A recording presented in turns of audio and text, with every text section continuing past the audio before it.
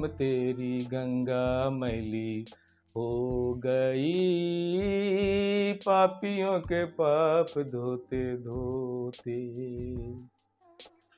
कहने का मतलब ये है कि यदि वास्तव में ऐसा यदि होता कि गंगा में नहाने से यदि पाप आपका धुल जाता, किसी भागवत कथा में बैठने से यदि पाप धुल जाता, और लोगों को ये बात यदि बिल्कुल समझ में आता कि वास्तव में गंगा में नहाने से और भगवत कथा सुनने से या कहीं देवी दुर्गा के स्थान पर जाने से हमारे पाप कट जाते हैं, तो वो पापी जो हैं, जो पहले से पाप करते आ रहे हैं, उनकी संख्या जो है और तीव्र गति से बढ़ती है। इस चीज को आप जरा सोच करके गौर से इसको देखिए। आप ये जो बात जो बतलाया जाता है कि पापी यदि जा करके गंगा में नहा ले तो इसका पाप धुल जाएगा, यदि कोई कहता है कि भागवत कथा सुन ले तो इसका पाप खत्म हो जाएगा,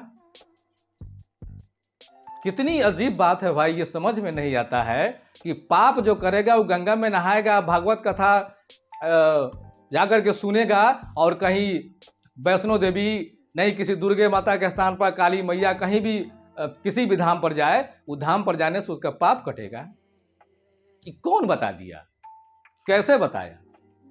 ऐसा क्या हो सकता है क्या?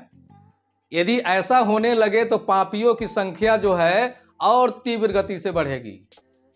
इस चीज को जान लीजिए आप। काहे कि उसके पास एकदम बिल्कुल ये सोच बन जाएगा, उसके पास एकदम बिल्कुल ये सोच बन जाएगा कि पाप हम करेंगे, बार बार करेंगे, हमेशा करेंगे, और जाकर के गंगा में डुबकी लगाएंगे, कहीं भागवत कथा सुनेंगे, कहीं देवी दुर्गा के स्थान पर जाएंगे, और मेरा सारा पाप खत्म हो जाएगा। भाई, इस दुविधा में आप नहीं रहें।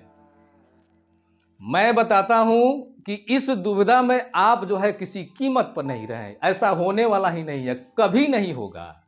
आज के पहले भी नहीं हुआ है, आज भी नहीं होगा, आज के बाद भी नहीं होगा। ऐसा कुछ नहीं होता है। आप जरा सोच करके देखिए कि आप अपने बचपन के उम्र से जो है जवानी के उम्र तक जितना भी आपने पाप किया, और बुढ़ापे की तरफ बढ़ने के समय में यदि आपको यह ज्ञान हो गया कि मैंने बचपन से लेकर जवानी तक बहुत ही पाप किया है, अब जो है थोड़ा भक्ति भजन करना चाहिए, भगवान के शरण में जाना चाहिए, माँ गंगा से भेंट करना चाहिए, यमुना से भेंट करना चाहिए, वैष्णो देवी से भेंट करना चाहिए, दुनिया के सभी देवताओं से फेरा फेरी भेंट करना चाहिए। अरे ये ज्ञान आपको पहले होना चाहिए था। जिस समय बचपन से लेकर जवानी तक आप जो है पापों का लाइन लगा दिए, आपको जो नहीं करना चाहिए था वैसे वैसे काम को किए, और आज आप कहते हैं बुढ़ापे के पड़ाव में जाने के बाद में जो है कि भक्ति भजन करेंगे। भक्ति भजन कीजिए, करना भी चाहिए।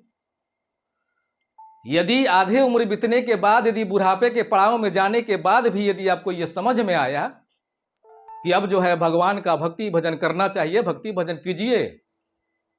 एक बात याद रखिए आप, पूर्ण रूप से इस चीज को एकदम गांठ बांध के रख लीजिए कि नमक का स्वाद जो है नमकीन होता है और चीनी का स्वाद जो है मीठा होता है। आपने जो बचपन से लेकर जवानी तक जो पाप किया है उसका भी मजा आपको लेना पड़ेगा, और जवानी के बाद बुढ़ापे की तरफ ढलने के बाद में जो आपने पुण्य किया, बहुत सारा पुण्य किया, किसी गरीब के बच्ची का शादी करवाया, किसी की बीमारी में पैसा दिया, जा करके अपने तन मन धन से किसी का हेल्प किया, हमेशा जो है भक्ति भजन में रहें, नहीं कहीं जा करके मठ मंदिर में जो है भगवान का पूजा किए, बहुत सारी व्यवस्था जो है पूजन के लिए आपने किया, ये बहुत अच्छा किया।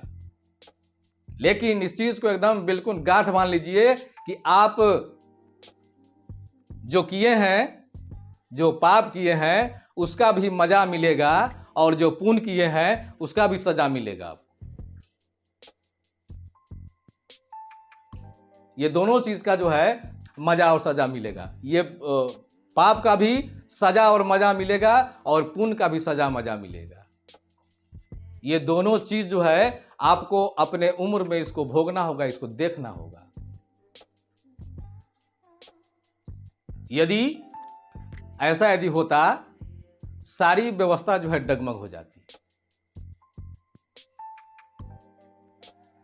पाप जो किए हैं इसका भी सजा और मजा मिलेगा, और पुण्य जो किए हैं उसका भी सजा मजा मजा मिलेगा। यदि आपके अंदर ऐसा सोच बन गया है कि हम जो है आधे उम्र के बाद जो है बहुत सारा पुण्य किए हैं, उस पुण्य में से जो है पाप ही घट जाएगा और पुण्य जो बच जाएगा उससे हमको अच्छा स्थान जो है ये मृत्यु को प्राप्त होने के बाद में मिल जाएगा, ऐसा कुछ नहीं होगा।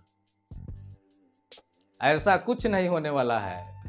मजा तो दोनों का मिलेगा, सजा और मजा जो है दोनों लेना पड़ेगा। और ये एकदम निश्चित तय है, ऐसा ही होगा। आप इस चीज को भूल जाइए नहीं कि हम जो है कितना ही पाप करेंगे और जा करके गंगा में डुबकी लगा देंगे, पाप ये मेरा धुल जाएगा, ऐसा कुछ नहीं होने वाला है। इसलिए अपने आप को, अपने समाज में, अपने लोगों के बीच आप ऐसे बना करके आप अपने आप को रखिए कि आपके साथ में जो भी हो ये बिल्कुल बेहतर हो और माने बहुत ही अच्छा हो। बचपन से ही गलती नहीं कीजिए, बाद में उसको सही करने की क्या जरूरत है। बचपन से ही आदत डालिए कि हम जो करेंगे लाइफ में बढ़िया करेंगे, जीवन बिल्कुल समतल और सटीक हो जाएगा।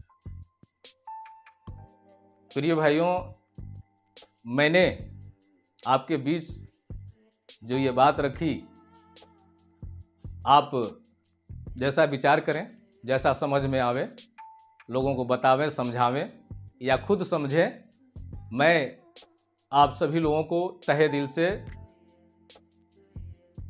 नमस्कार करता हूं और मैं अपनी बातों को यहीं समाप्त करता हूं और फिर आगे आपसे मिलता रहूंगा और बात